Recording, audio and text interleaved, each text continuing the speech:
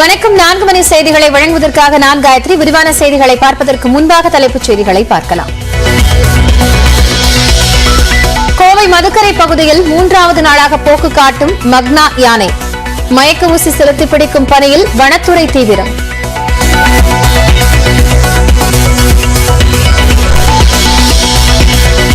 Madurai metro rail திட்டத்திற்கு 75 நாட்களில் விரிவான திட்ட அறிக்கை தயாரிக்கப்படும். மெட்ரோ ரயில் திட்ட இயக்குநர் அர்ஜுனன் தகவல்.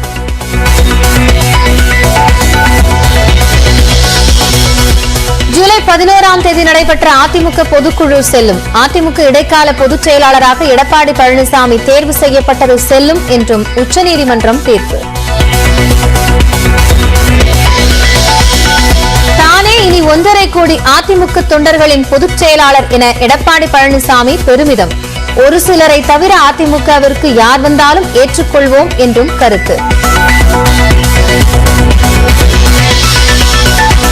உச்சநீதிமன்ற தீர்ப்பை எதிர்த்து மேல்முறையீடு செய்யவுள்ளதாக ஓபிஎஸ் தரப்பு தகவல். கவலைப்பட போவதில்லை என எடப்பாடி பழனிசாமி உறுதி.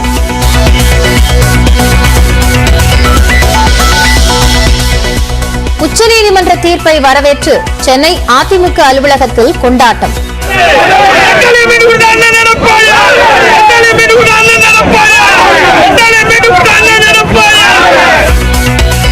பட்டாசு வெடித்து இனிப்புகள் வழங்கி இபிஎஸ் ஆதரவாளர்கள் உற்சாகம்.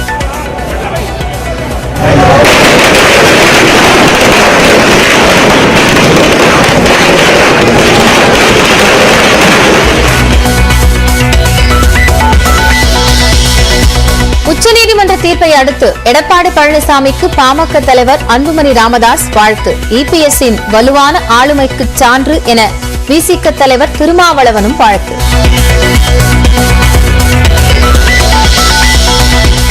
நெல் கொள்முதலுக்கான ஈரப்பத அளவை 20% உயர்த்தியது மத்திய அரசு. தமிழ்நாடு அரசின் கோரிக்கையை ஏற்று மத்திய உணவுத்துறை உத்தரவு.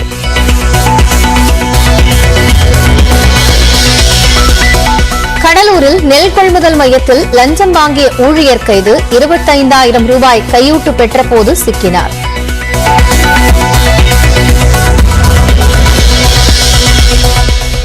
விவசாயிகளின் நிலத்தை என்எல்சி நிர்வாகம் கைப்பற்றுவது திமுக அரசும் உடந்தை. பாமக தலைவர் அன்புமணி ராமதாஸ் குற்றச்சாட்டு.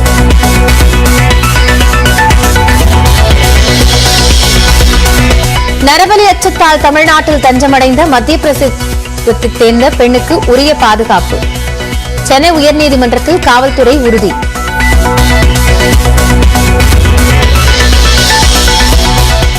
இந்திய அளவில் பள்ளிக்கல்வியில் தமிழ்நாடு முதலிடத்திற்கு முன்னேறும். 2வது இடத்தில் இருப்பதை சுட்டிக்காட்டி முதலமைச்சர் மு க ஸ்டாலின் நம்பிக்கை.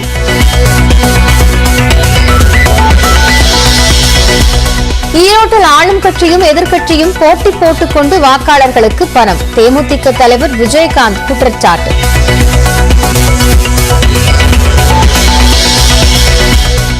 ஈரோடு கிழக்கு தொகுதியில் திமுக நாம் தமிழர் கட்சியினர் மோதிக்கொண்ட விவகாரம். கல்வீசி தாக்குதல் நடத்தியதாக நாம் தமிழர் கட்சியைச் சேர்ந்த 2 கைது.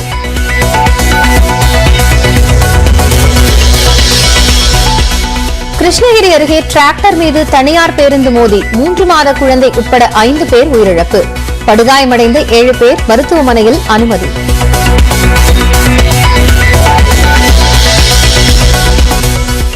மூத்த தலைவரும் ராஜாஜியின் கொள்ளுப்பேரனுமான CR கேசவன் காங்கிரஸில் இருந்து விலகல்.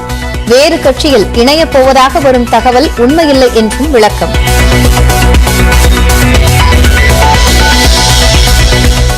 பஞ்சாப் மாநிலத்தில் காலிஸ்தான் ஆதரவாளர்கள் போராட்டம் தீவிரம். அமைப்பின் தலைவர் அம்ரித் பால் மீதான முதல் தகவல் அறிக்கையை ரத்து செய்ய வலியுறுத்தி ஆர்ப்பாட்டம்.